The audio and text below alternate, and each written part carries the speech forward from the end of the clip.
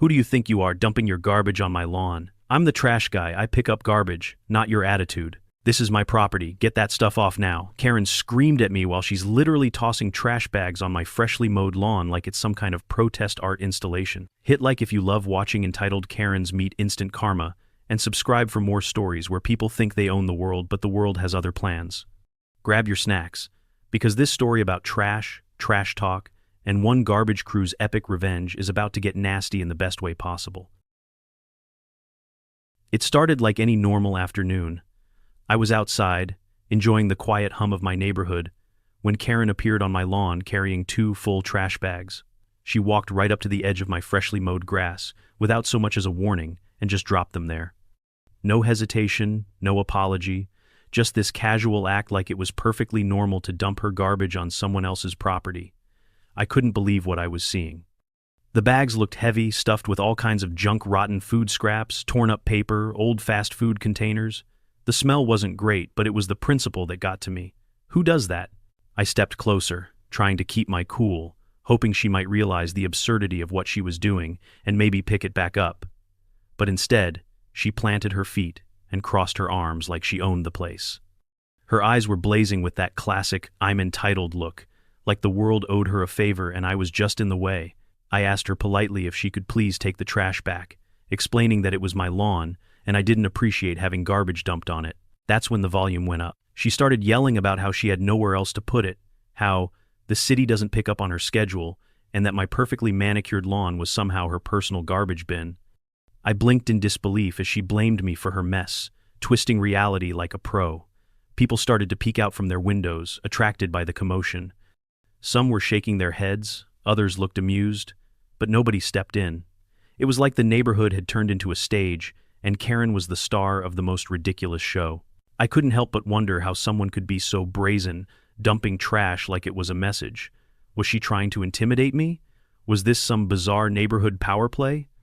Whatever it was, it had set off a chain reaction that I had no idea would spiral into a full-blown disaster. And all because she thought her trash belonged more on my lawn than in her own garbage cans. After I called the garbage company to report Karen's audacious lawn dumping, I expected a routine response, maybe a polite apology or a quick pickup. What I didn't expect was the way the garbage truck crew took the whole thing personally. When the crew arrived the next day, they weren't just going to collect regular trash, they were ready to deliver a message, and it wasn't subtle. From the moment they pulled up, I could tell something was different. The driver exchanged a knowing glance with his coworkers, and their usual friendly chatter was replaced with quiet determination. They'd clearly heard the story, and instead of just shrugging it off, they decided to turn the tables. They started joking about teaching that Karen a lesson, but beneath the laughter was a serious plan brewing. They weren't just going to clean up after her mess, they were going to bury her, metaphorically and literally. What happened next was like watching a slow-motion revenge movie. The crew showed up early the following morning with extra trash bags and some heavy-duty tools. They began collecting every piece of trash they could find in the neighborhood, and every so often, a few bags mysteriously ended up near Karen's driveway. It was as if the garbage itself was making a statement, slowly invading her pristine territory. The crew worked with a kind of quiet satisfaction, loading bags after bags into their truck and leaving just enough behind to let Karen know they were there. They talked in hushed tones about how this wasn't just about me or my lawn. This was about standing up to entitled neighbors who thought the world owed them everything. I could see the pride in their eyes. They weren't just trash collectors, they were neighborhood defenders. Their slow but steady campaign was oddly mesmerizing.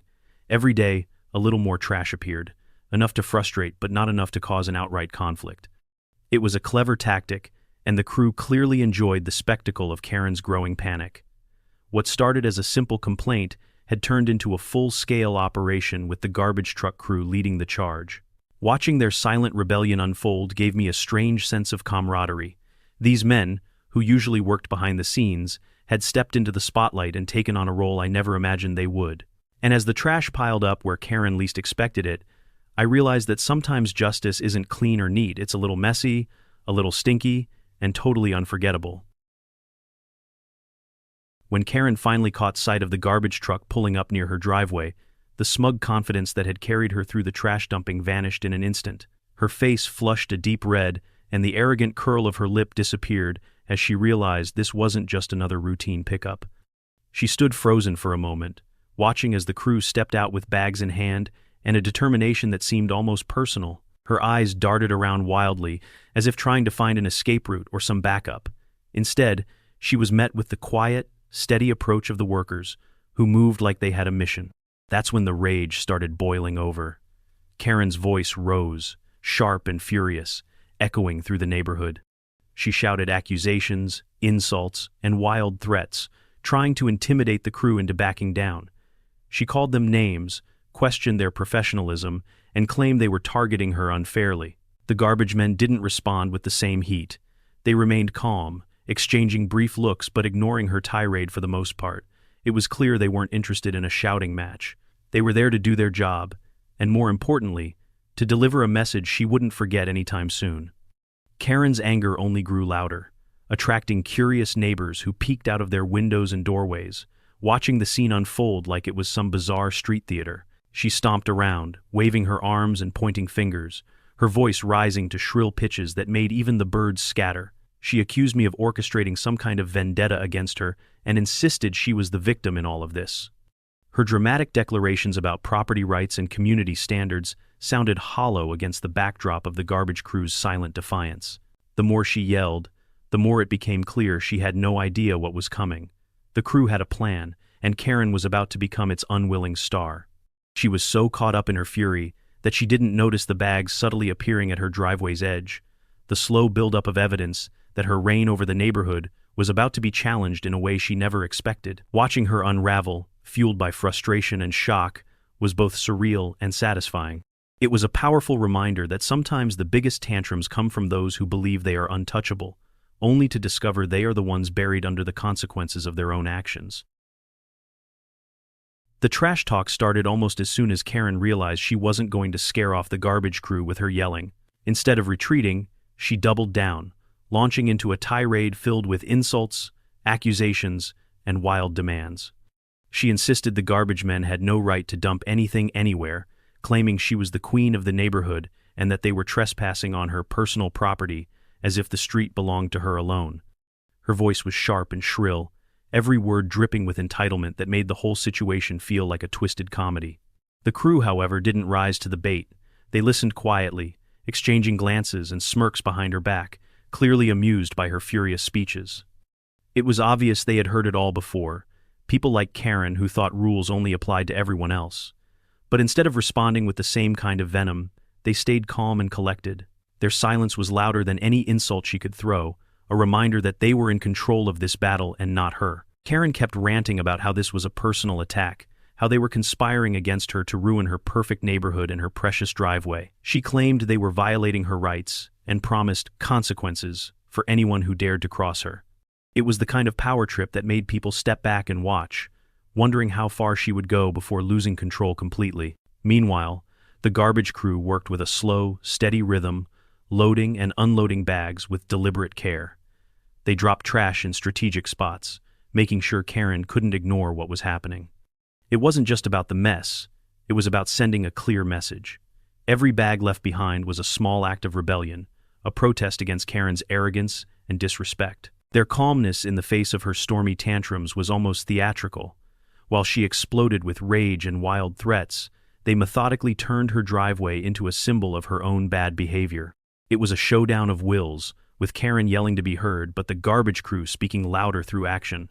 They weren't just picking up trash, they were reclaiming respect, one smelly bag at a time. The absurdity of it all wasn't lost on anyone watching, and it made the neighborhood buzz with whispered excitement and knowing smiles.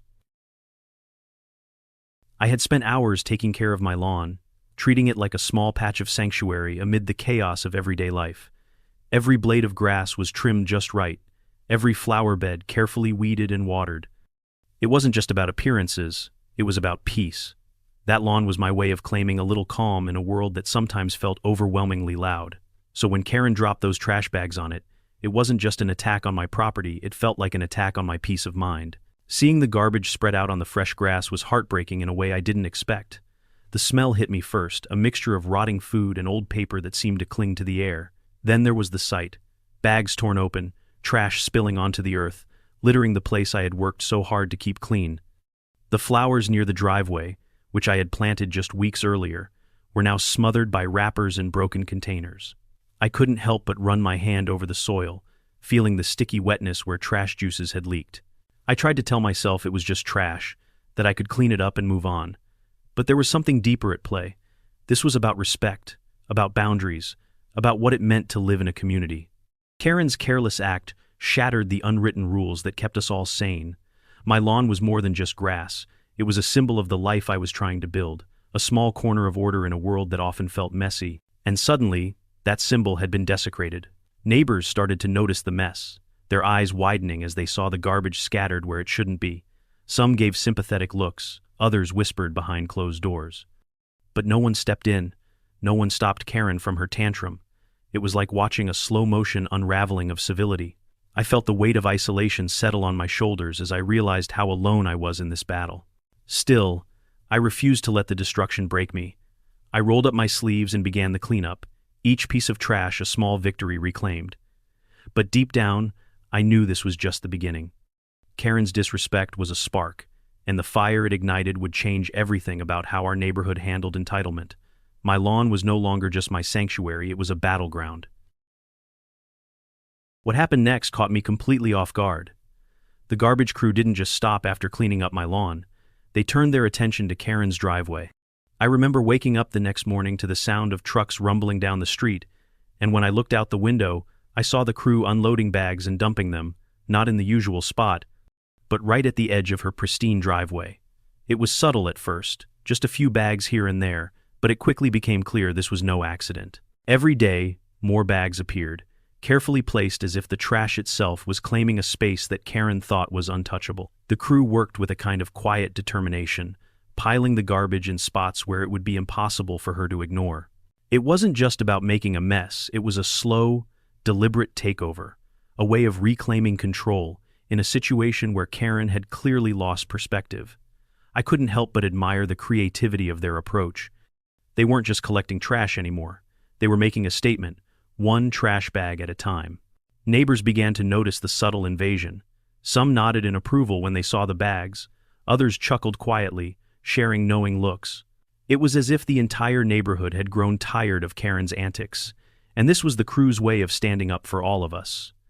The pile grew steadily, transforming Karen's once pristine driveway into something resembling a small landfill. It was oddly satisfying to witness, like watching karma unfold in slow motion. The crew never made a big show of their actions. They worked during quiet hours, leaving just enough evidence behind to keep the pressure on without triggering an outright confrontation. Karen, meanwhile, was growing more frantic by the day. I could hear her from my porch, pacing and complaining, trying to figure out how her carefully maintained space was suddenly under siege by garbage. But no matter what she did, the trash kept coming back. What started as a simple complaint about lawn dumping had turned into a full-scale neighborhood operation. The garbage truck crew had become unlikely heroes, using their tools and knowledge to quietly but effectively challenge entitlement. Karen's driveway was no longer just her domain, it had become a symbol of resistance, proof that sometimes the smallest acts can become the biggest statements. Watching the transformation unfold was both surreal and deeply satisfying. Word about what was happening spread faster than I expected. Neighbors who had once exchanged polite nods or avoided eye contact suddenly found themselves whispering excitedly when they saw me outside or passing by. They were tired of Karen's antics, tired of her thinking she could steamroll everyone with entitlement and trash. Slowly, they began to show their support not always openly, but in ways that made me feel less alone in the mess she'd created. One morning, as I was working in my garden, I noticed Mrs. Jacobs from across the street watching me from her porch. She gave me a small, encouraging smile and a thumbs up before heading inside. Later that day, Mr. Lopez stopped by with a cup of coffee and a quiet word of encouragement. These small gestures meant more than I can say. It was as if the community was rallying behind me, silently telling Karen that her behavior was not acceptable. The garbage crew, too, seemed to sense this shift. Their work became even more precise, and their confidence grew. They'd share stories from other neighborhoods where they'd dealt with similar situations, where people had stood up to entitled neighbors and won. Their pride was infectious. I realized they weren't just workers anymore, they were a force of justice, using trash as their tool to balance the scales. Even some of the younger neighbors joined in subtle ways. A few kids started drawing funny signs and leaving them on Karen's porch. Little jokes about trash queen and dumpster diva. It was harmless, but it showed how the mood in the neighborhood was changing. People were no longer intimidated by Karen's temper tantrums and threats. Instead, they were laughing at her, sharing stories, and quietly taking her down. This growing community support gave me strength. I wasn't just fighting Karen alone anymore. There was a collective energy behind the garbage crew's slow invasion of her driveway. It wasn't just about my lawn or her trash anymore. It was about standing up to entitlement and reclaiming the neighborhood. Watching that shift was one of the most satisfying parts of the whole ordeal. The small acts of solidarity from neighbors, combined with the crew's clever tactics, made it clear that Karen's reign of trash terror was coming to an end. As the garbage truck crew settled into their new role as neighborhood defenders, I started to hear stories from the guys about other encounters they'd had with entitled neighbors like Karen. Their tales were almost unbelievable stories of people trying to sneak extra trash into pickups, arguing over collection schedules, and even refusing to pay for services while demanding special treatment. Each story was crazier than the last, and I quickly realized my situation was just one episode in a much larger saga of community frustration. The crew talked about how they had learned to handle people who believed the world owed them something. They shared how sometimes the best way to deal with a Karen was to stay calm, do their job, and let the consequences of bad behavior catch up naturally. But with Karen, they had decided to take it a step further. This wasn't just about collecting trash anymore. It was about sending a message loud and clear. I listened as they described how this kind of entitlement wasn't just rude, it was toxic. It spread through neighborhoods like a bad rumor, poisoning the sense of community and making life harder for everyone. They said people like Karen thought their money or status gave them the right to act without consequence, but in reality, it was the opposite. The whole crew agreed that standing up to entitlement was necessary, even if it meant getting a little dirty. Hearing these stories made me feel less alone. It was like I had become part of a secret alliance, a group of people who had seen the worst of neighborhood drama but refused to back down. The garbage men weren't just workers anymore, they were warriors in their own right, wielding bags of trash instead of swords. It was oddly inspiring. At the same time, I realized that what was happening with Karen wasn't unique, but it was rare to see such a coordinated response. Most people just grumble and deal with difficult neighbors quietly. But here, the garbage crew had taken on a cause bigger than themselves, and I was lucky enough to be at the center of it. Their stories gave me hope that sometimes, when entitled people push too far, there will be a reckoning. And that reckoning might just come in the form of a trash bag thrown in the right place at the right time. The smell started small at first, a faint, unpleasant odor that drifted on the breeze but was easy enough to ignore. Then it grew stronger, creeping through the cracks around Karen's front door and seeping under the windows. What had once been a well-kept, fresh-smelling driveway was slowly transforming into something else entirely. The trash the garbage crew had been quietly leaving began to release an unmistakable stench that no amount of air freshener or open windows could chase away. Neighbors began to wrinkle their noses when they passed by, some holding their breath, others casting sideways glances at Karen's house with a mixture of disbelief and quiet amusement. It was like watching a slow-motion biohazard situation unfold in front of us. No one wanted to get too close, but everyone wanted to witness the unraveling. Even the birds seemed to avoid the area, the usual chorus replaced by an eerie silence. Karen's frustration was obvious. I could hear her through the thin walls, pacing back and forth, muttering curses and threats. She'd spray some kind of chemical that smelled like a mix of pine cleaner and desperation, but it was no use. The smell clung to everything, settling into the cracks of her driveway and curling around the edges of her porch like a dark cloud she couldn't shake.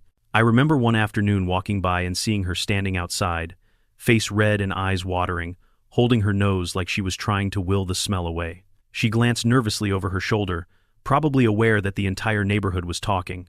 That smell was a physical reminder of her actions, and no matter how hard she tried to pretend it wasn't there, it was impossible to ignore. At one point, I overheard a neighbor joke that Karen's driveway had turned into the new local landfill, and the laughter that followed made me smile.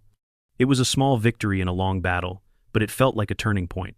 The smell was more than just unpleasant. It was a symbol of karma settling in, slow but relentless, refusing to be erased. Karen's carefully maintained image was being buried under layers of trash and stench, and the neighborhood was watching every step of it.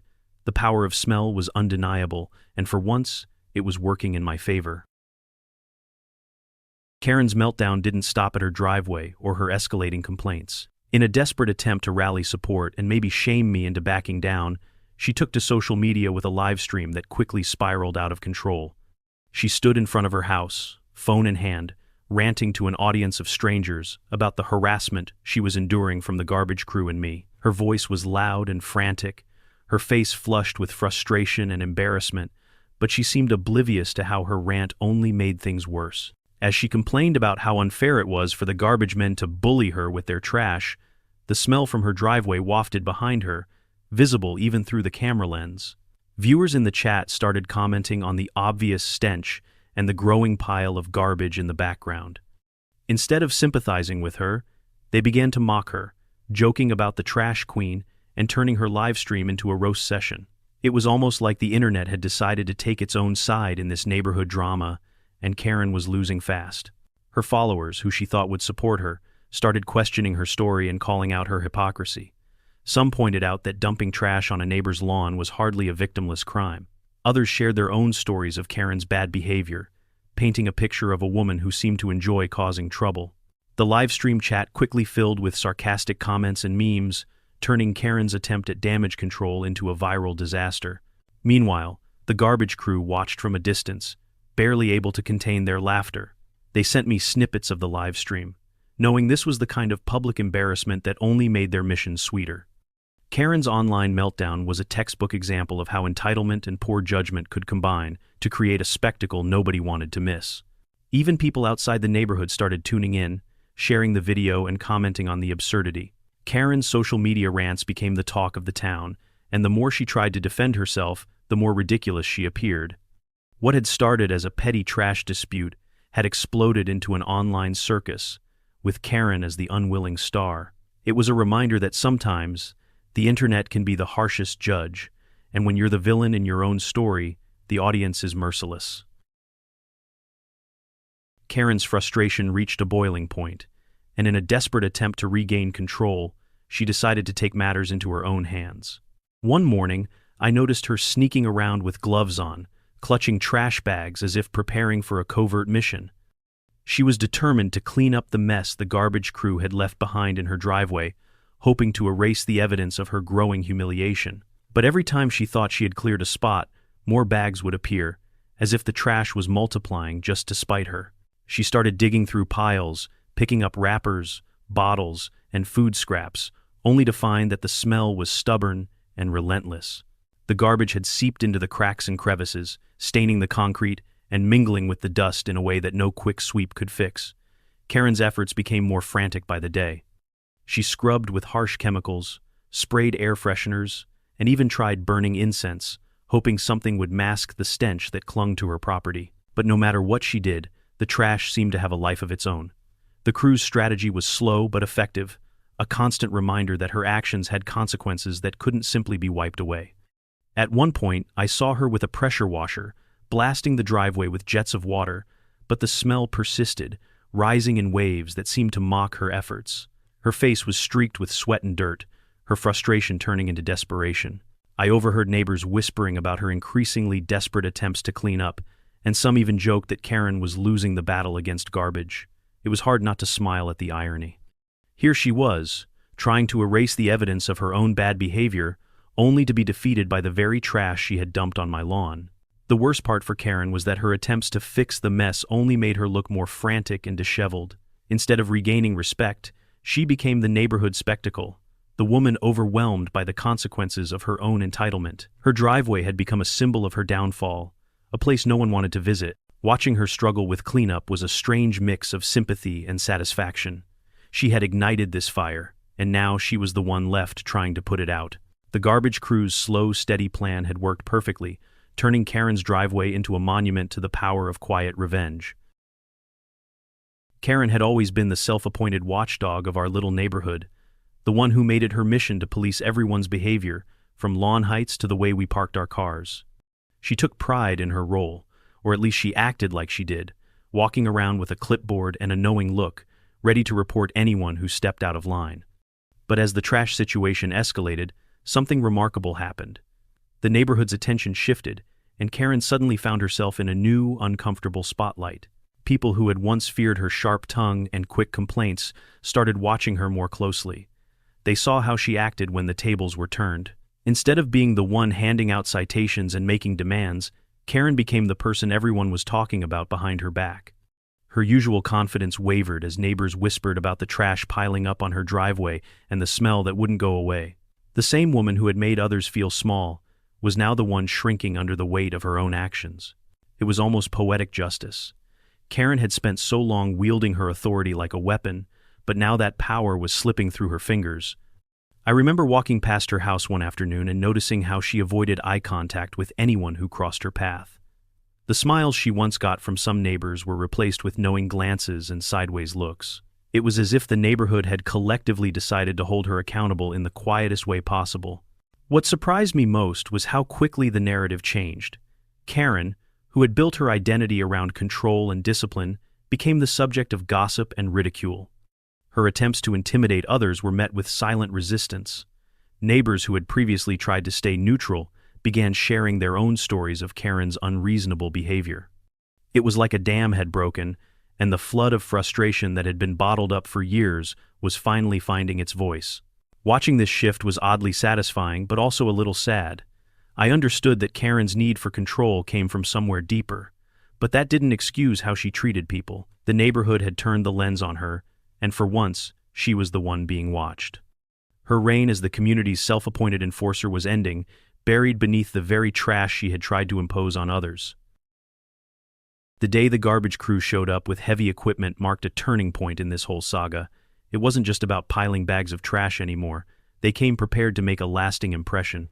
I remember watching from my porch as the truck rumbled down the street, followed by a smaller vehicle carrying tools and what looked like industrial-grade shovels and rakes.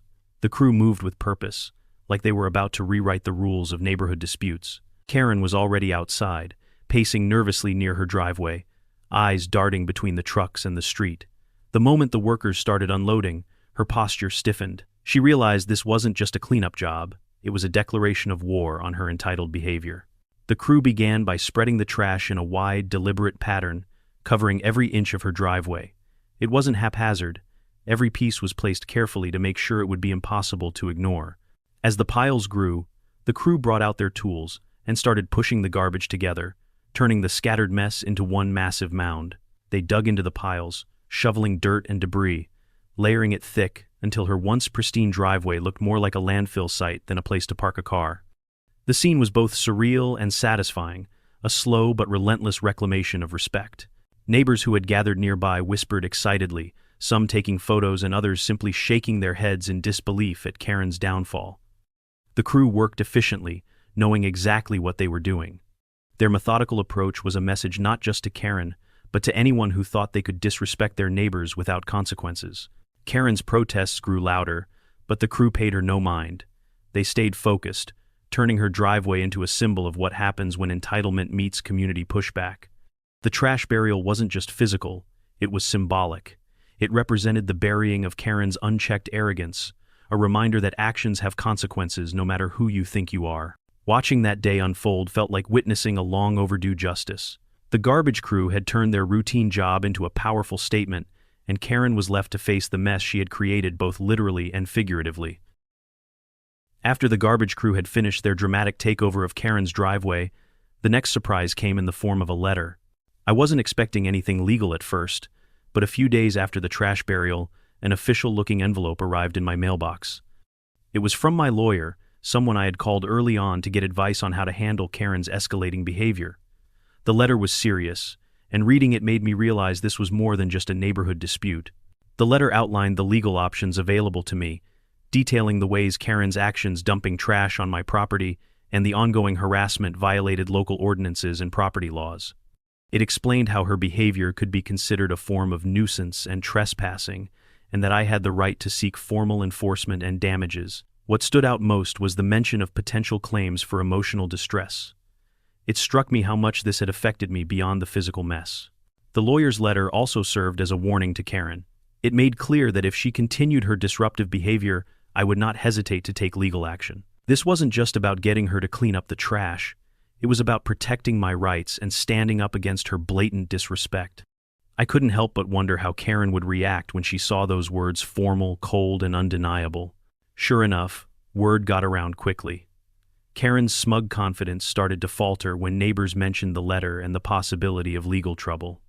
She was no longer the untouchable queen of the block, but someone facing real consequences for her actions. I heard rumors that she was consulting her own lawyer, trying to figure out how to push back. But the letter had already done its job. It turned the tide, showing her that there were limits to what she could get away with. That letter also gave me a sense of empowerment. After days of dealing with frustration, insults, and the smell of garbage, I finally had a tangible tool to fight back. It wasn't just about trash anymore. It was about setting boundaries and demanding respect. The legal warning was a reminder that even the smallest actions can carry weight when you stand your ground. Karen's attempts to intimidate and dismiss me were no longer going unchecked, and the game had changed. Karen's desperation grew with each passing day as she realized the garbage crew's slow invasion of her driveway wasn't going away. Determined to erase the evidence of her embarrassment, she launched into a flurry of frantic cleanup attempts. Early one morning, I saw her out there armed with a garden hose, spraying furiously at the piles of trash, hoping to wash away not just the garbage but the memory of what had happened. She didn't stop at rinsing. She brought out heavy-duty cleaners and harsh chemicals, scrubbing the concrete with a fury that looked like she was trying to erase years of bad decisions all at once. Her movements were frantic, like someone trying to fight a losing battle, desperate to reclaim some shred of control. The driveway, however, resisted her efforts. Stains from the spilled garbage juices had seeped deep into the cracks, and the odor clung stubbornly to every surface. Karen tried to mask the smell too. I watched her spray air fresheners in thick clouds, light incense sticks, and even place bowls of scented potpourri near the door, but none of it worked. The smell seemed to cling to the air, swirling around her house like a shadow she couldn't shake. Her frustration was palpable, her face red with the strain of fighting a battle she was slowly losing. Neighbors began to notice her frantic attempts and whispered among themselves. Some sympathized quietly, but many found it hard not to smirk at the spectacle. Karen, the proud enforcer of neighborhood rules, was reduced to a frantic figure trying to cover up her own mess. Her drive to control everything had backfired spectacularly. Her attempts to clean up only seemed to highlight the problem more. The more she scrubbed and sprayed, the more obvious it became that the trash and its consequences were here to stay. She became a figure of pity and frustration, struggling to reclaim the image she had so carefully built over the years. Watching Karen's desperation was bittersweet. On one hand, I felt sorry for the woman trapped by her own pride and poor choices. On the other, it was satisfying to see how the quiet, steady efforts of the garbage crew had turned the tide. What had started as a petty act of dumping trash had become a powerful symbol of accountability, and Karen was left to face the mess she had made both in her driveway and in her reputation.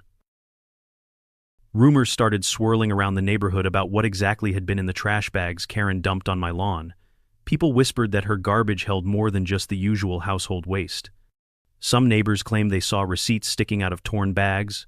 Others mentioned scraps of paper with scribbled notes or crumpled documents. It was like the trash itself was a secret diary, slowly revealing parts of Karen's private life to anyone willing to take a closer look. I never thought much about it until one afternoon when I was helping clear some of the debris and found a partially shredded envelope with what looked like official-looking papers inside. It took me a moment to realize these were copies of complaints she had filed against various neighbors over the years, some with exaggerated claims and questionable motives. It seemed like Karen's trash held a history of her attempts to control and manipulate the community, a physical record of her ongoing battles and grievances. Word spread quickly as people began piecing together what else might be hiding in those bags. Some said they found grocery lists with odd items and strange quantities, hinting at obsessive behaviors. Others mentioned fragments of letters filled with angry accusations and demands. The trash was starting to paint a picture of Karen that went far beyond the entitled neighbor who dumped garbage on my lawn. It was a glimpse into her mindset, her strategies, and maybe even her weaknesses. What made it even more interesting was how the garbage crew seemed to relish the discoveries. They joked quietly about the treasure trove of secrets they were unwittingly uncovering, but I could tell there was a deeper satisfaction in seeing Karen's private life exposed in such a public way. It was as if the trash had become a tool not just for revenge but for revealing truths she'd worked hard to hide. I started to realize that those bags weren't just garbage. They were pieces of evidence, fragments of a larger story about control, manipulation, and the fallout of unchecked entitlement. Each bag told part of that story, and as the piles grew, so did the neighborhood's understanding of who Karen really was. It was strange to think that something as ordinary and overlooked as trash could become a symbol of accountability. Karen's attempts to discard her secrets had only brought them into the open. The garbage that once felt like an insult had become a revelation, and the neighborhood was watching closely as the truth spilled out, one bag at a time. As all of this was unfolding, I found myself stepping into an unexpected role. I wasn't just the homeowner caught in the middle of Karen's tantrum anymore. I became an unlikely ally to the garbage truck crew, a partner in their subtle campaign of justice. When they showed up with their quiet determination and a glint of mischief in their eyes, I realized these guys weren't just there to collect trash. They had become something more, neighborhood heroes. The crew started sharing little nods and knowing smiles with me as if to say, "We've got this."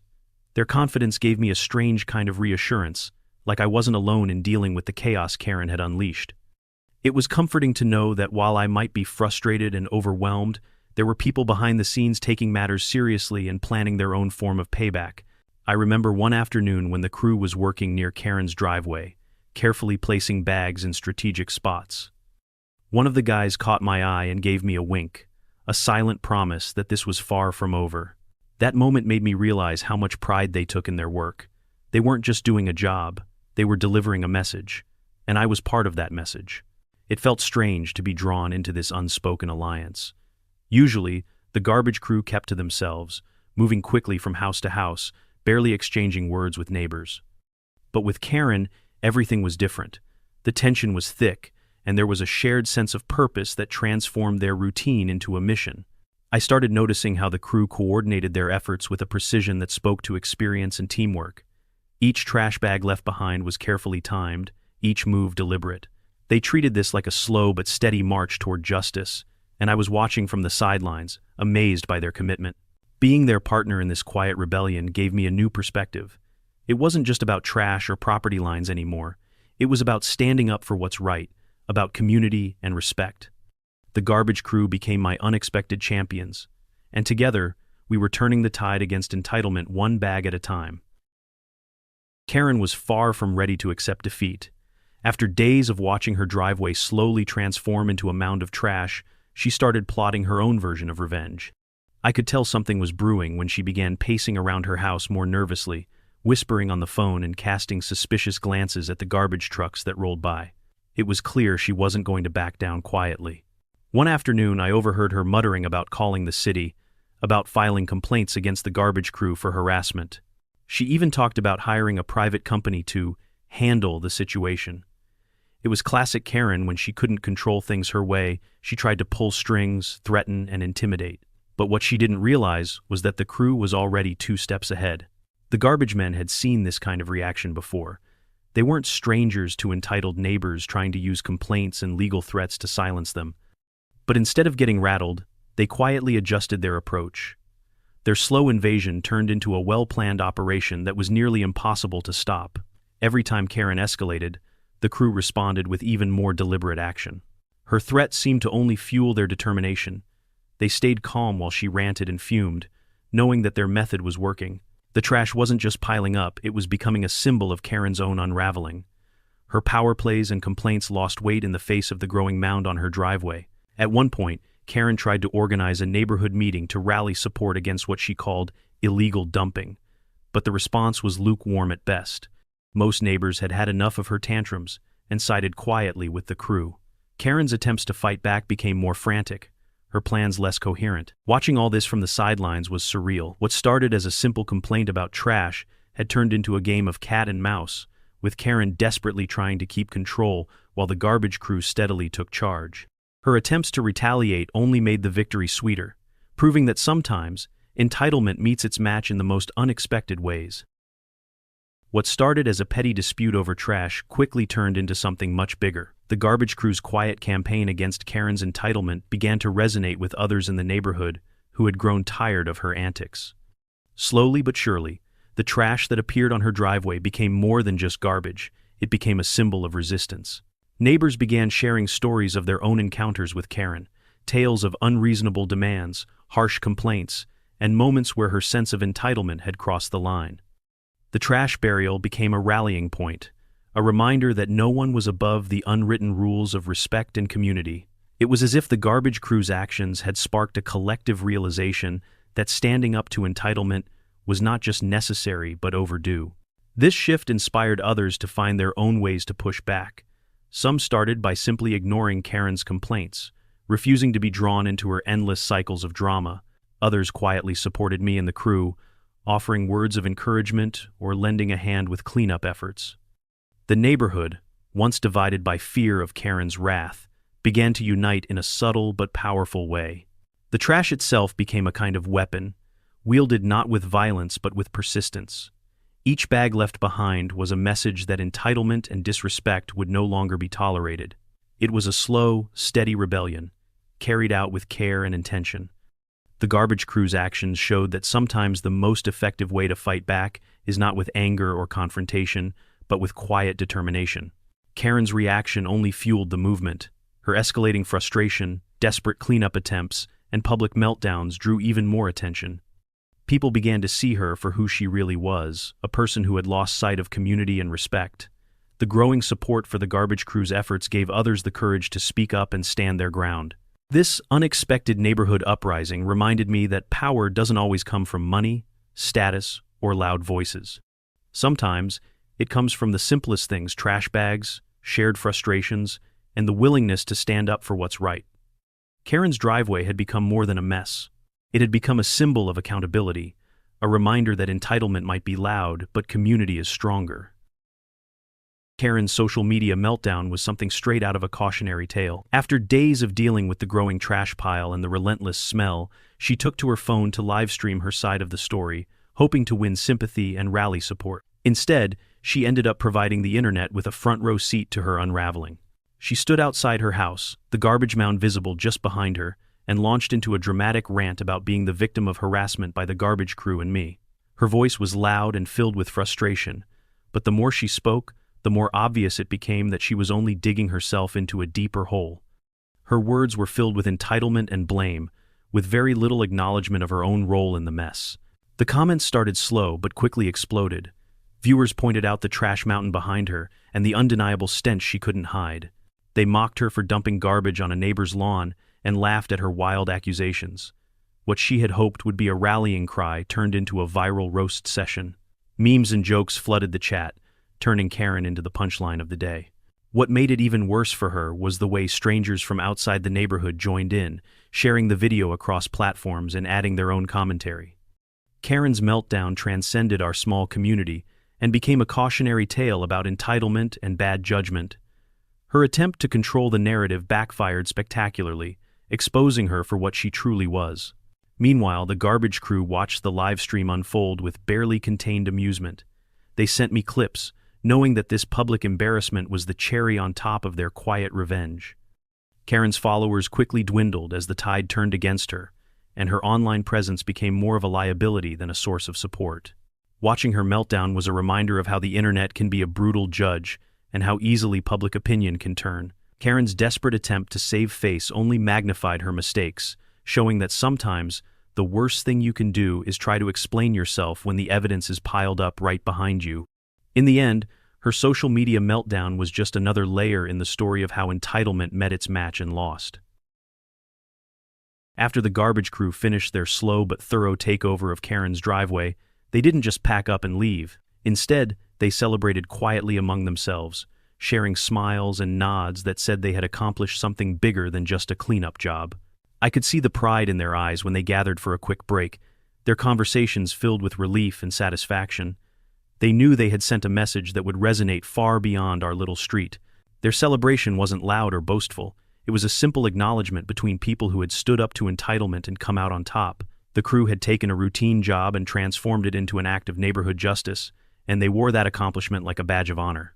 Watching them felt like witnessing a rare kind of heroism, the kind that doesn't make headlines but means everything to the people involved. What struck me most was how deeply invested they were in the outcome. This wasn't just another street they serviced, it was a community they cared about. The slow, steady effort to bury Karen's trash wasn't just about revenge, it was about reclaiming respect and balance.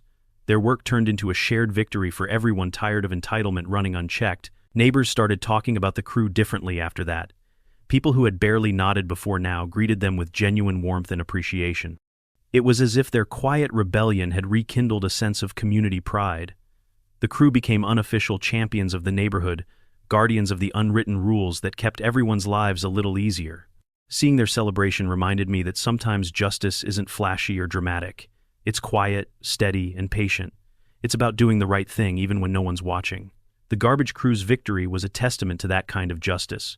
They showed that sometimes the smallest actions, like carefully placing a trash bag or quietly supporting a neighbor, can have the biggest impact. As they packed up their tools and climbed back into their trucks, I realized this was more than just a job for them. It was a mission. And thanks to their efforts, Karen's reign of entitlement was finally meeting the consequences it deserved.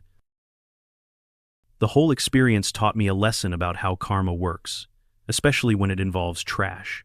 It wasn't about throwing garbage around or causing a mess for the sake of it. This was about consequences catching up with someone who thought the rules didn't apply to them. The garbage crew's slow, deliberate response showed me that sometimes justice isn't immediate or flashy, it's quiet, steady, and impossible to ignore. Watching the trash pile grow on Karen's driveway was like seeing a physical reminder of her own actions. Each bag left behind was a small consequence, a way to say that entitlement has a price. It wasn't about revenge in a mean-spirited way. It was about holding someone accountable in a way they couldn't easily dismiss. That trash wasn't just waste, it was a message. I realized that respect in a community isn't just about polite words or nice fences. It's about understanding boundaries and taking responsibility for your actions. Karen's attempt to treat my lawn like a dumping ground showed a lack of both respect and responsibility.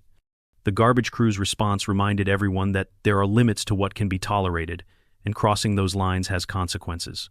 It was satisfying in a way I didn't expect. There was a strange comfort in knowing that the universe, or maybe just the garbage crew, had a way of balancing things out. Karen's tantrums and trash dumping had set off a chain of events that brought her own behavior back to her in the most undeniable way. The trash didn't lie or excuse her, it simply was. The experience also showed me that sometimes the best way to handle difficult people isn't with anger or confrontation, but with patience and persistence. The garbage crew didn't rush or shout. They worked steadily and cleverly, making sure Karen couldn't ignore the consequences without escalating the situation themselves. Their approach was both smart and effective. In the end, I learned that karma might be trashy, but it's always on time. When entitlement meets a community willing to stand up and say no, the results can be powerful. Karen's driveway became more than just a mess. It became a lesson in respect, responsibility, and the quiet power of accountability. And sometimes, that lesson arrives wrapped in garbage bags. Of course, Karen wasn't going to let the situation go without one last desperate attempt to turn the tables. When the garbage pile on her driveway became impossible to ignore, she called the police, claiming harassment and illegal dumping. I was both surprised and amused when the officers arrived, trying to make sense of the situation that had spiraled into a neighborhood spectacle. The officers listened as Karen recounted her story, her voice filled with frustration and accusations. She painted herself as the victim, insisting that the garbage crew had crossed the line and that I was behind some elaborate campaign against her. But the moment the officers looked at the evidence, the piles of trash carefully placed on her property, the timeline of events, and the quiet determination of the garbage crew, it became clear who was responsible for what. The police didn't take long to explain that the garbage crew was doing their job within the bounds of the law. They weren't trespassing or dumping illegally. They were responding to a complaint and executing their own form of neighborhood justice. The officers pointed out that while Karen's trash pile was unsightly and inconvenient, it wasn't criminal. Her own actions in dumping trash on my lawn were the real problem. Karen's protests grew louder, but the officers remained calm and professional. They reminded her that the law doesn't protect entitlement or bad manners. They explained that disputes like this are usually civil matters, best handled through communication or legal channels, not by calling law enforcement to settle personal grievances. For me, the whole interaction was a relief. The cops understood the situation and didn't take Karen's side simply because she was the one complaining. It was a clear reminder that sometimes the best way to deal with someone like Karen is to let the facts speak for themselves. After the officers left, Karen's frustration was palpable.